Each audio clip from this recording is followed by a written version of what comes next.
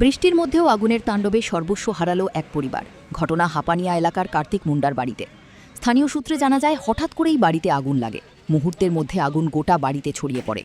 আগুনের লেলিহান শিখায় বাড়ির আসবাবপত্র, জামাকাপড় সহ প্রয়োজনীয় সমস্ত সামগ্রী পুড়ে ছাই হয়ে যায়। খবর পেয়ে স্থানীয় বাসিন্দারা আগুন নেভানোর চেষ্টা চালালেও আগুনের তীব্রতায় তা নিয়ন্ত্রণে আনা সম্ভব হয়নি।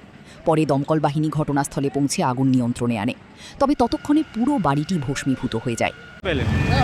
আমরা 112 ফোন করছে, বাড়ির মধ্যে আগুন লাগছে। তো আমরা রিসেন্টলি কি এর থেকে হইতে পারে ঘটনাটা? কোনো হইতে পারে, তদন্ত করা গেছে না। তো করুন, তারা যাচাই করুন কি হয় না হয় না। আপনারা কোন ফায়ার স্টেশন থেকে আসছেন? অগ্নিকাণ্ডের সঠিক কারণ এখনও জানা যায়নি। প্রাথমিকভাবে ধারণা করা হচ্ছে, লাকড়ির চুলায় রান্না করতে গিয়ে এই অগ্নিকাণ্ডের ঘটনা ঘটতে পারে। এই ঘটনায় পরিবারটির ব্যাপক আর্থিক ক্ষয়ক্ষতি হয়েছে বলে জানা গেছে।